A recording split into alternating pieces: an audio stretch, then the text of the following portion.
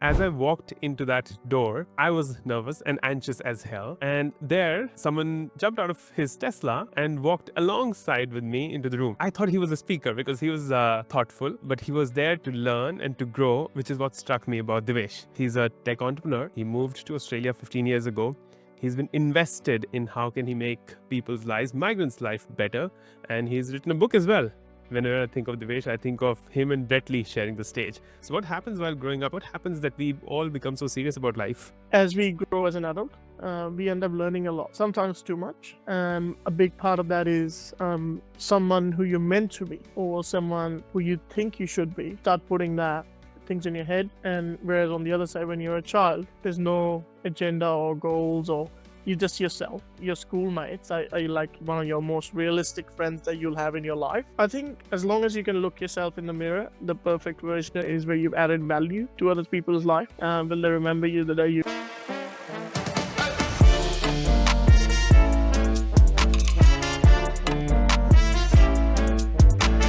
In March of 2023, when I moved to Australia from India, after a few months, I had the opportunity of appearing for a TEDx audition.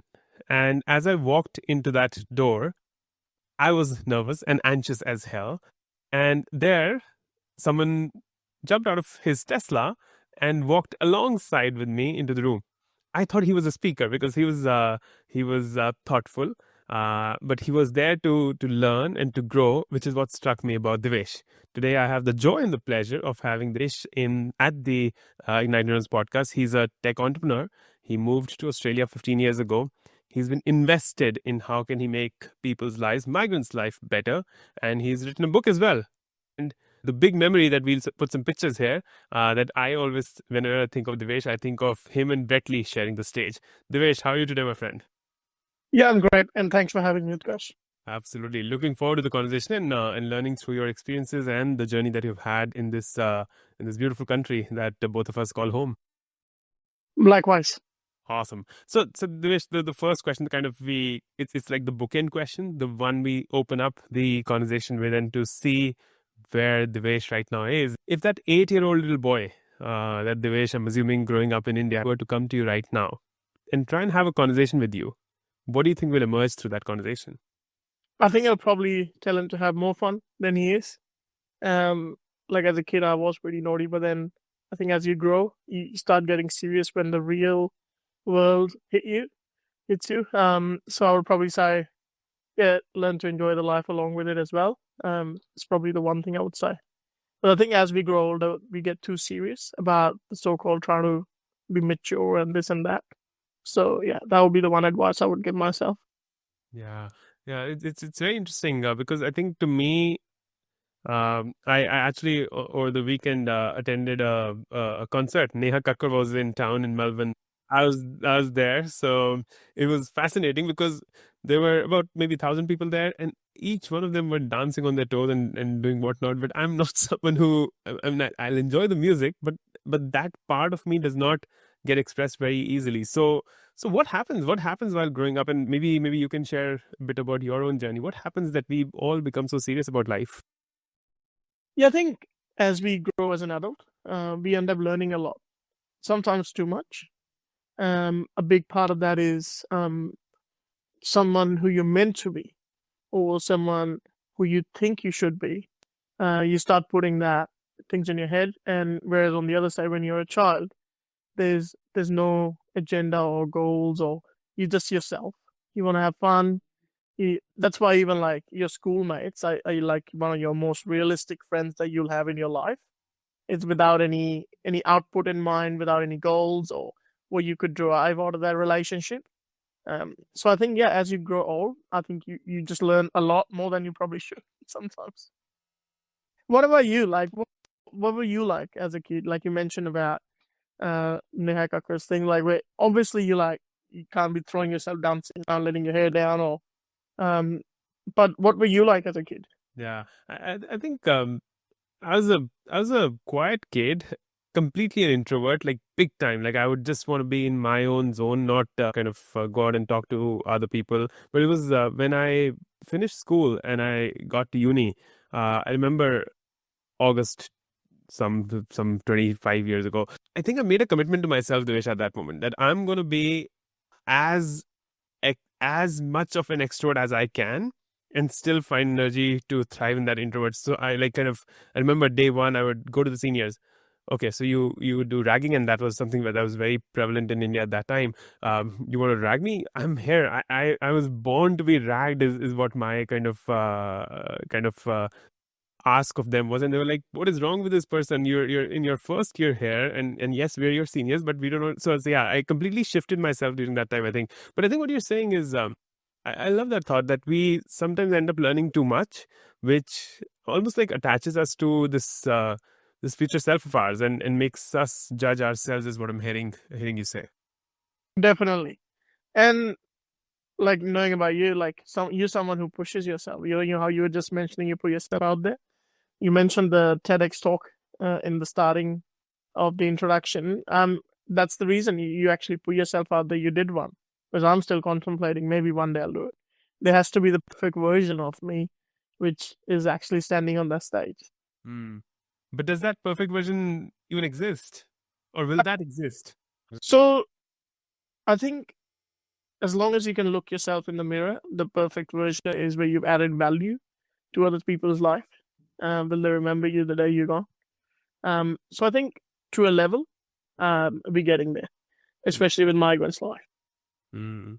Interesting. Yeah, a perfect version exists, maybe in the mirror, and when you feel that you've reached that level, that's when you're kind of boundless. Would that be fair for me to assume? I think having that, you can answer to yourself that, hey, if I'm up on the stage, and you want to be before you get there, have you done that well? So that's my version of perfect version. Got it. You brought up migrants' life just now. Just help me understand. Maybe we'll speak to those who are either thinking about moving cities, countries, or are in the midst of it, or have just moved. What was it like, Divesh, 15 years ago? No, even more, maybe 17 years ago, I think, when you moved Yes. to Australia. What was it like? What kind of pushed you to push yourself so far away from that comfort zone? Um, it's to be able to do better for myself and my family. That was driven by the core purpose. Growing up in India, thinking about going to a developed country where I could build a foundation faster for myself, and then make my family part of it was the main reason. You'll obviously hear about all these cases where the underachievers even before me have done a lot. So that kind of was good to have some sort of knowledge, and even there was enough at that time. But yeah, very different experience with these now. So the Indian diaspora, well, people of Indian heritage in Melbourne at least, have grown very rapidly in the last, I would say, about 20, 25 years roughly. Whereas that wasn't the case. It was like gradual growing. It was good to be able to see someone from an Indian background, just to be able to have a chat. And it was a very, very small niche. So that's definitely that's something that has changed over the years. Hmm. And do we now almost have like the opposite problem? Because I think now and I hear this. I have a family who are in Canada who feel like there are more Indians in Canada than there are Canadians, and I think we're on that similar track for Australia. Would you agree? And what's your thought on that? I would say yes. There's that population has definitely grown very rapidly. And the answer to your question is yes. It is kind of that thing now. But I think it's still evenly spaced. There's people from different backgrounds and heritage in Melbourne, at least, that I know about. But I think Melbourne, each sort of area and region, has got its own diversity, has its own way, like how everything is, and it's like going to a different region altogether. For example, from Melbourne City, like say half an hour, you get to the beach. 1 hour further down, you get to the Dandenong Ranges, and they're like two unique, like total backgrounds and everything, like two get to experience. So I think we're pretty lucky, and even the kind of people you see in these different regions are totally like different. I 100% agree with that, and even the food, the places you can. It's such a privilege because when we were back home, we were in Delhi, and so if you were to say go to a beach, you'd have to take a flight, and there's no other way. And here you are in Melbourne, you drive for like 10 minutes, and you're at the beach. So it's we find that to be like full of gratitude, and be very lucky to be calling this beautiful city home. But for someone who's maybe thinking about that move right now, Divesh, and with all the geopolitical shifts that the world's going through here in 2025. What do you think are the big challenges that one should be very thoughtful of when they're migrating between two countries? And you're someone who's heard so many stories of being empowered, of success, but I'm pretty sure there are enough stories of someone who might not have succeeded in the same way. So what would be your thoughts on that? Like, what should someone look at when they're moving countries now? Um, from personal life, I would probably suggest when you're thinking of moving, already start living that life wherever you are in a way. So what really helped me was when I was in uni, I would do a night shift teaching mathematics to kids in US in a not a call center is what they call it, business process outsourcing at that time. And then in the morning, then I'll go to my uni, and then I'll come home in the afternoon and sleep. So imagine if you've never done something like that, and you come to a country like Australia where life is meant to be like this, where you will probably do a night shift now and then you will go to your uni in the morning, or you'll be expected to do your assignments all over the circle. It's very overwhelming. Preparing yourself, because say in case of India, the mistakes you do there would cost you in rupees, whereas the mistakes and the time you take is costing you in dollars over here. That's probably a number one thing.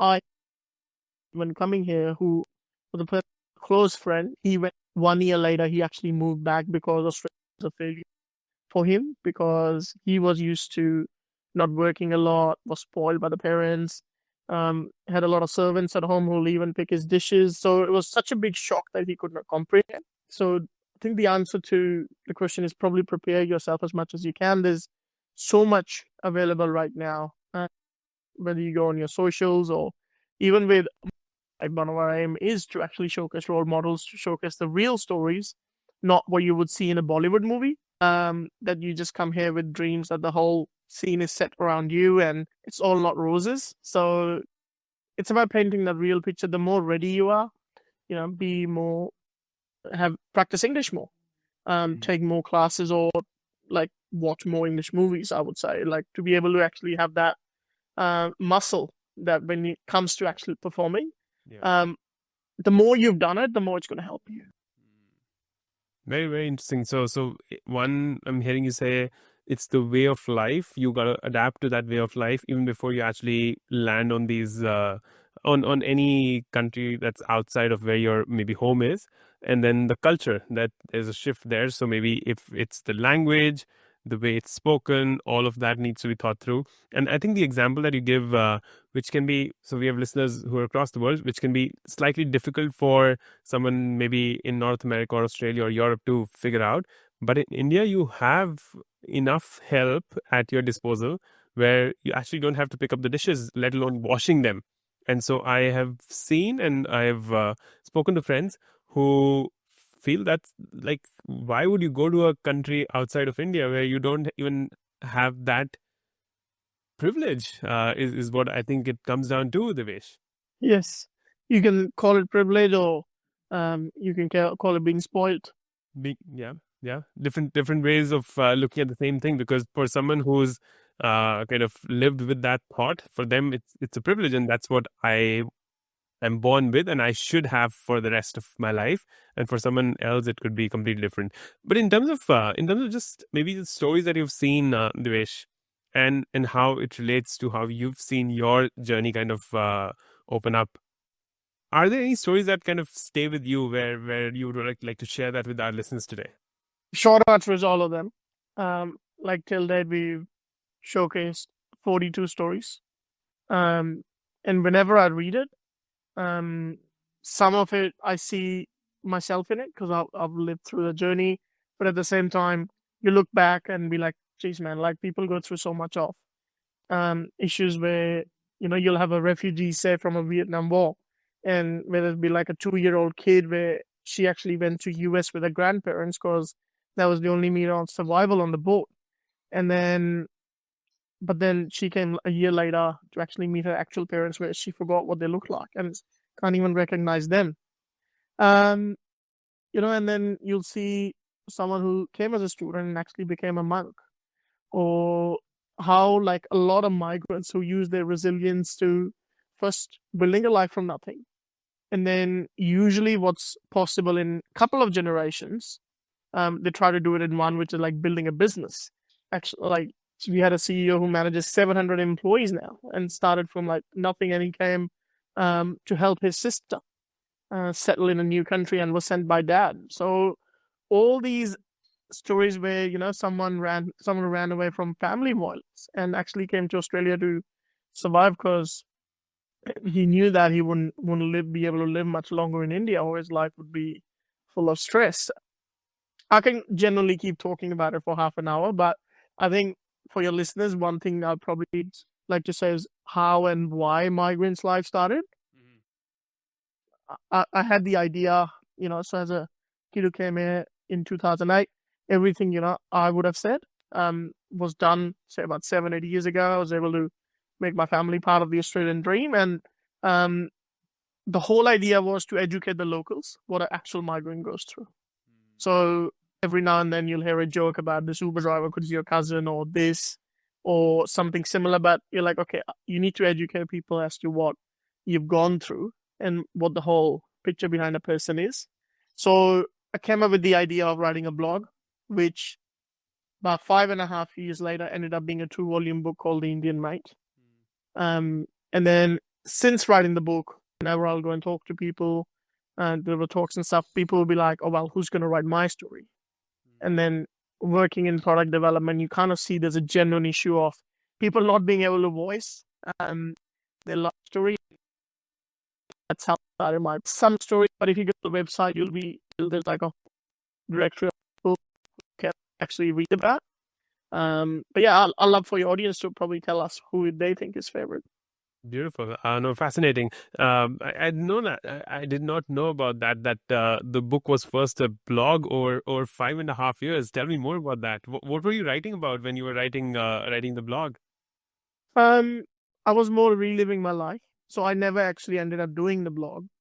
I just started on a piece of paper, where you have a sheet and a cardboard, and you're just writing your thoughts every day. You're reliving your life, and it's about living like what you did well, what you didn't do well, the challenges you went through, what other people have taught you that you can pass on, culture of the two countries that I'm part of, the issue of belongingness. Whereas if you see the cover of the 2 volumes, half of my face is the Indian flag and the other half is the Australian flag. That's more to show that how you're always like in between. I'm not Indian anymore, but I'm not Australian enough. So that part that actually hits a lot of people at the core as a migrant, where there's some things that obviously because you haven't grown up here, you wouldn't know. And at the same time, you've spent a lot of your mature life here, your adult life. You've learned so much so that when you go back, you feel that you don't fit in there as well. So it's always that balancing act where you're playing as a migrant as to what role you have to perform today or what you have to do. So that's basically the story of the Indian Mate, where my goal was to help Divesh wherever he is in any part. Thing this do it with $1,000, so can and why base is it? Beautiful.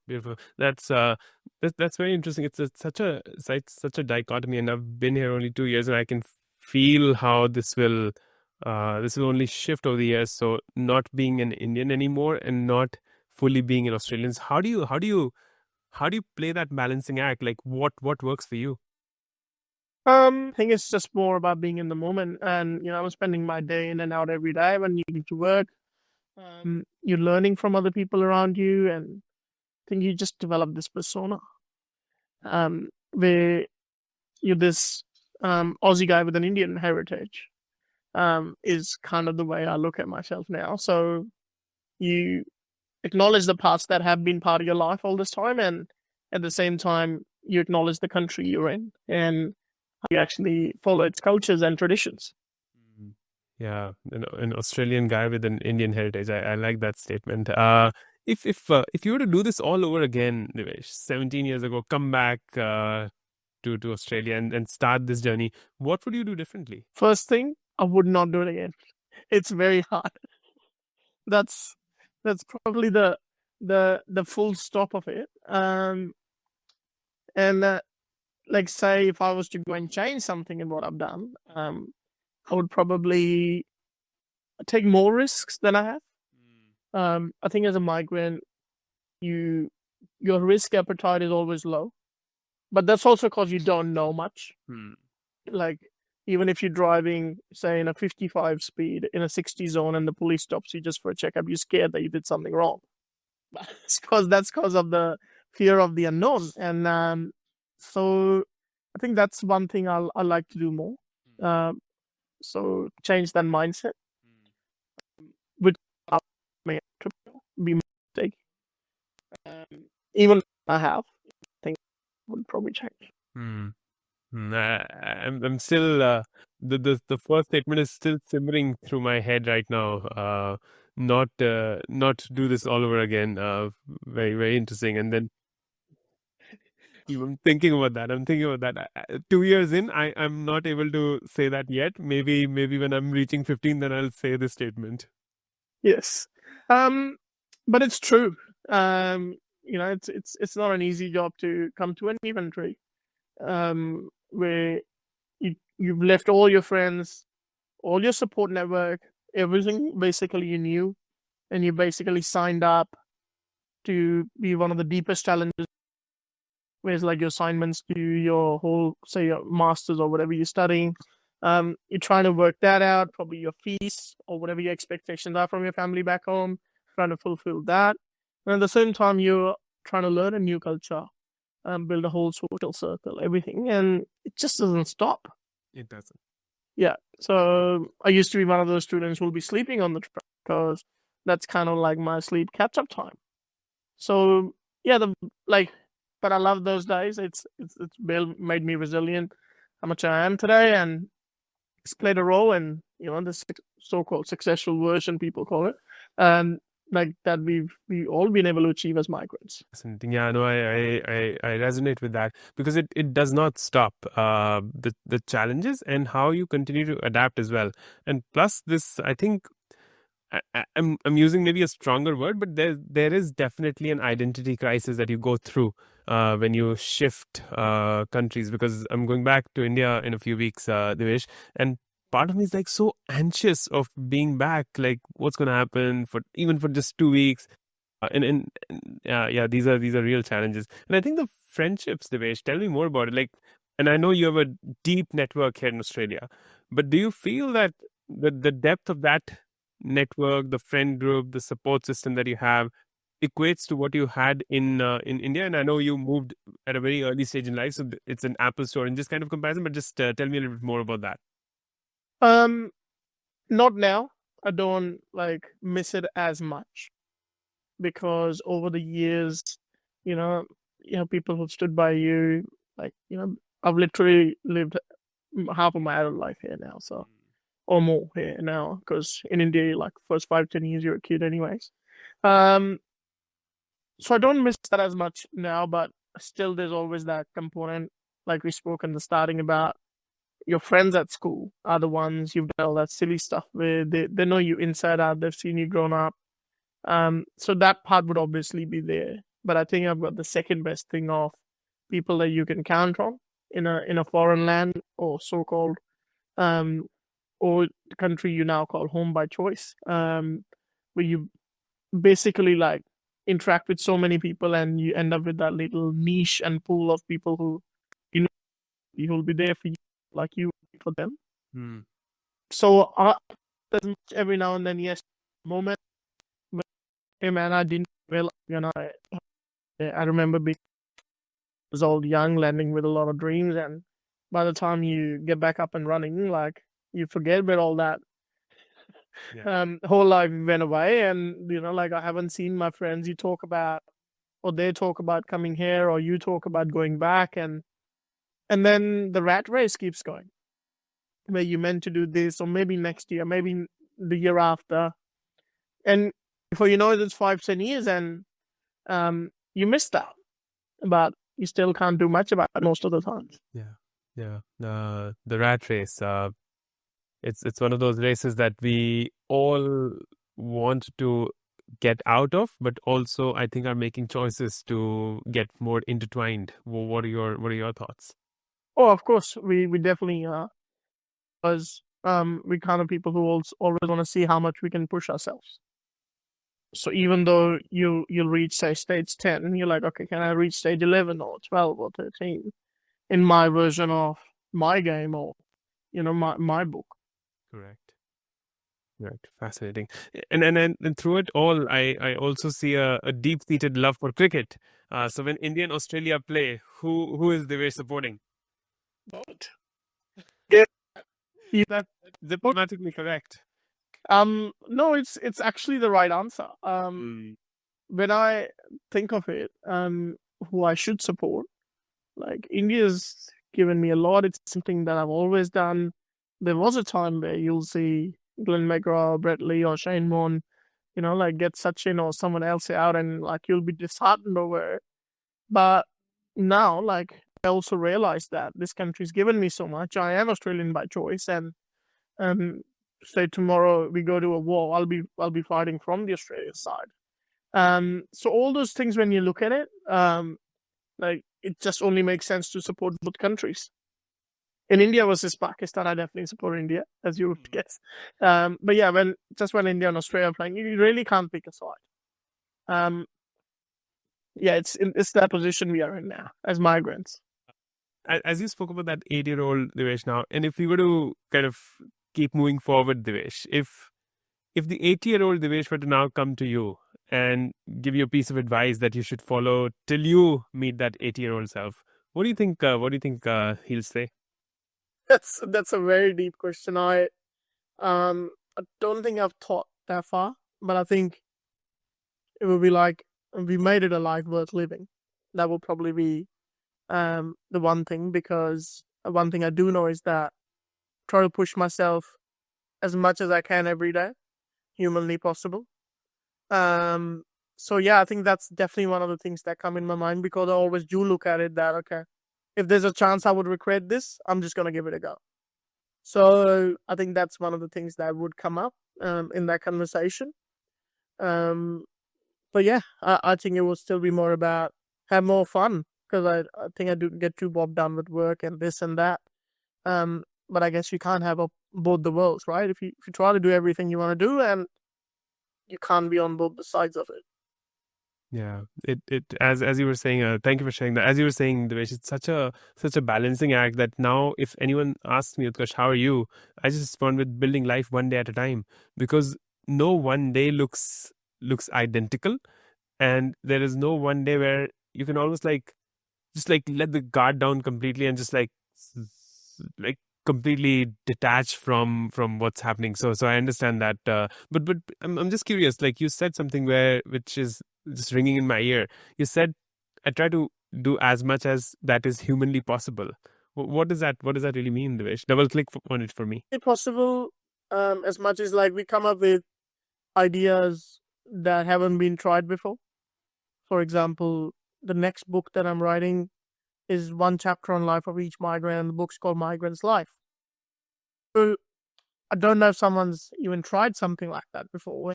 We've already got 14 people who are part of it that I'm working and actually going to record their life story 4 or 5 months with them, where 1 hour each month we have a session going into their life, each part of it. And then I come home and listen to it 3-4 times, and then I write their whole life story. So those kind of things that we come up with, usually you'll have a team of 10 people, someone doing the branding, marketing, website, this, that. In our case, it's only me doing almost all of it. So when I say humanly possible, there are days where it's hard to get out of bed because you've got so much going on in your head. but we love it and we still give it a go, and we still bring it home, and we still somehow get the support where people believe in our crazy ideas, and it's been working great. Amazing. Thank you for sharing. You always inspire me. So everyone who's listening, do anything and everything that's possible, that's humanly possible for you, and keep pushing yourself and the ideas that you bring about in the world. I think, and everything that Divesh and I spoke about, we'll put the links into the show notes so that you can go and check out Migrant's life, go and check out the Indian Mate, and connect with Divesh. Divesh, thank you so much for your time. Truly appreciate it.